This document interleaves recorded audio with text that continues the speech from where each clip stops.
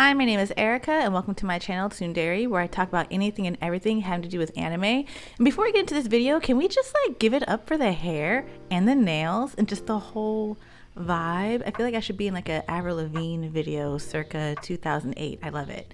But that's not what this video is about. Today we're going to be talking about cat manga. Again, this is my second installment of my series of cat manga reviews. In my last video, I reviewed the really heavy zombie horror manga, The Walking Cat. So this week we're going to lighten things up a bit by reviewing, the slice of life comedy Junji Ito's Cat Diary by Junji Ito. Now I know what you're thinking, Junji Ito and comedy in the same sentence. I promise it all makes sense. Just stick with me here, okay? Just stick with me. Have I ever steered you wrong? No. So more than likely, you know Junji Ito as the iconic horror manga artist behind works like Remina, Tomi, and Uzumaki. But did you know that he's actually a big old softie for cats? Junji Ito's Cat Diary is a self-parody telling the very true story of Ito and his wife Ayako living in their house with two cats named Yoon and Moo. It's a very wholesome slice of life comedy that shows how Ito adjusts to living with cats for the first time. And it's really funny because he makes it very clear at the start of the manga that he is strictly a dog person.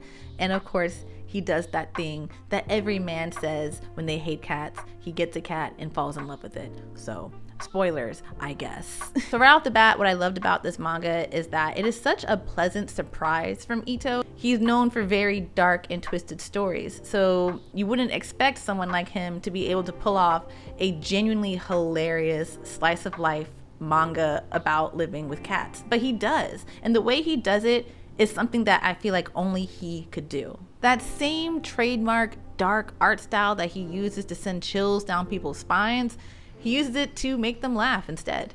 Monstrous facial expressions, weird toothy grins and glazed eyes, all of these things are used to show that while cats are pretty creepy in their own right with their tendency to stare and attack people out of nowhere, well, humans, we're just as creepy for being so obsessed with them. One of my favorite scenes in the manga is early on after they adopt Moo as a kitten, and Junji Ito, whose character is called J-kun in the manga, gets so overcome with just love and adoration for this cat that his face contorts into this really creepy, toothy looking monstrous thing, and he picks up the cat and he looks like he's about to eat him, only for him to just scream, "You're so adorable, I can't take it anymore," or something like that, and just start smothering him with kisses. It was so clever and so funny because for half a second I really thought he was going to eat that poor little thing, and I was like, oh, this might not be the wholesome manga that I thought it was.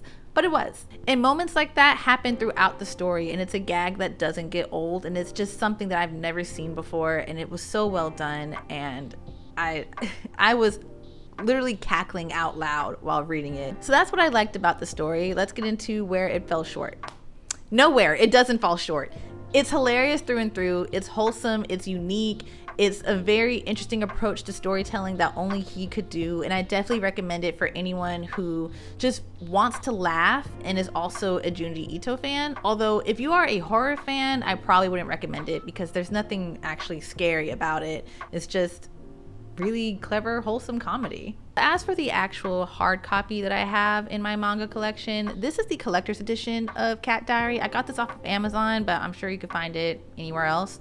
You don't necessarily have to get the collector's edition because it is a little bit more expensive, but if you do, you're in for a treat because it does feature an exclusive interview with Junji Ito. You learn about his life before creating horror manga. You learn about what he does when he's not making manga. It turns out he's a pretty prominent member of his community. He does a lot of community service stuff, which is really cool.